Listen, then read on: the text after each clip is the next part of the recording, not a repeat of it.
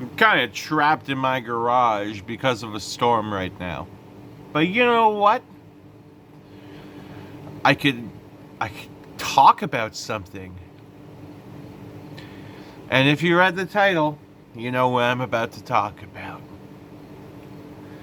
So, Duran Gray has been one of my favorite bands for a while now.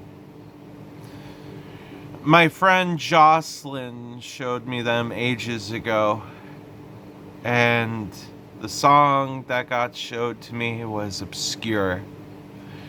And Obscure was beautiful. I have a guitar cover of Obscure. It's pretty good, not gonna lie. You should probably check it out. But that ain't what this is about. This is about the album Arche. Arche, or Arche, is the ninth studio album of Duran Gray. Now, these guys be popping out albums all the time. But specifically, why I choose to bring this up is around this time in 2014, cut back to good old me, little old me, not necessarily little old me, 19-year-old Devin, chilling in his bedroom, looking on YouTube, seeing the Duran Gray songs drop. The singles were beautiful. Rinkaku hit perfectly. This album slaps beyond what it needs to. If I were to give I'm already giving this album like value ahead of time in this video, because when I bring up some of the songs that I really love off of it, it will speak for itself. So I'm gonna bring up a few, probably 5 or 6 choice songs off this album that really makes me love this album. So we're gonna start with Urako, which translates to scales. That song hits hard. That song hits hard. That intro just peaks. Urako is, in my opinion, the heaviest song on the album, but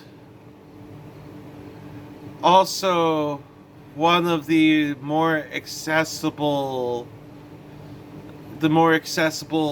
heavier tunes, because they're obnoxiously heavy, but I just had a fly jump into my hair, and I just launched that little fuck. That was so annoying. I'm keeping that in the video. But damn. So back on Urako. Urako is not only one of the most accessible songs with the heft and the song and the lyric content, because Kyo has a really good talent between balancing out the soft vocals and the not soft vocals. And Urako really demonstrates that in a beautiful way. In my opinion, it's one of the strongest tracks on the album. Now to go to the next album, Not album, next song. The next song that I have to bring up is Behind a Vacant Image. Behind a Vacant Image is an example of a very slow power ballad that really hits hard. And this is one of two power ballads I'm gonna bring up on here. So, Behind a Vacant Image, I'd say, is one of the... I'd say it's the best ballad on the album. The lyrical content just really hits deep. And when you learn the lyrics and what they mean, it just hits so heavy. Because behind a vacant image, honestly, I'd say it's my favorite song off the album. Vacant Image cannot speak. It's just powerful. The way that the guitars interact with each other. I also have a guitar cover of this song too. Check it out should you wish.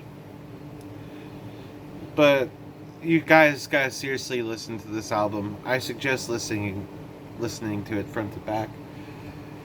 Now for the second ballad to bring up on here, because I have to bring up both my favorite ballads on this. Kukoku no Kyun. Footsteps in a Lonely Valley. Honestly, the way that they harmonize the acoustic guitar and the guitar that our buddy there is using, that electric guitar lick, she just really knows how to harmonize with an acoustic guitar.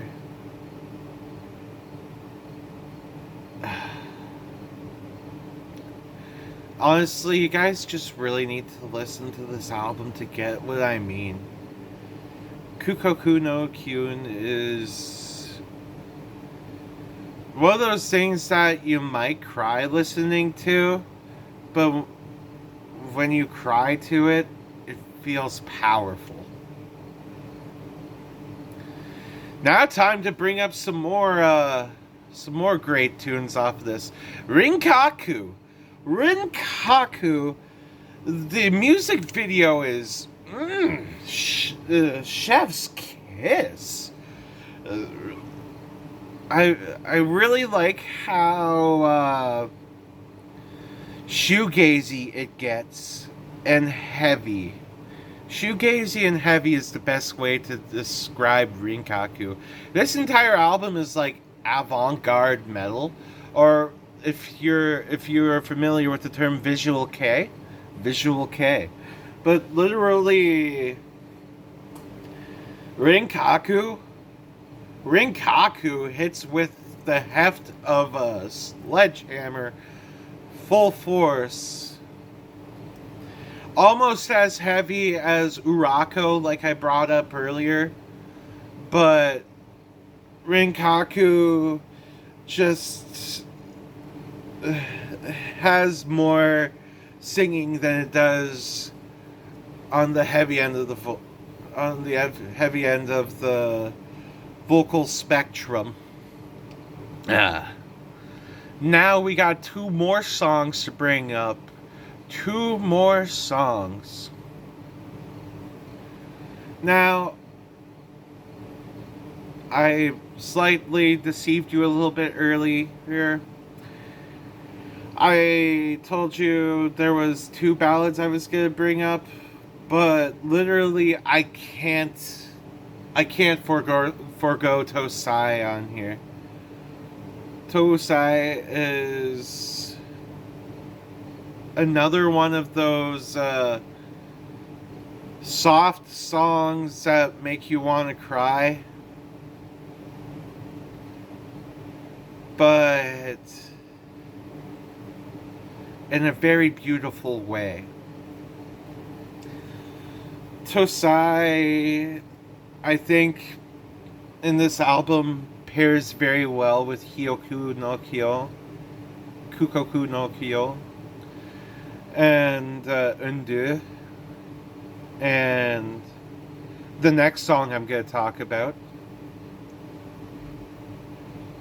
But also, like, the placement on the album is just perfect too. Because you just get through all the heft and stuff with Urako and Phenomenon.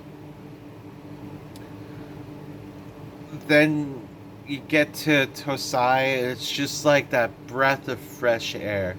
This album is just placed perfectly.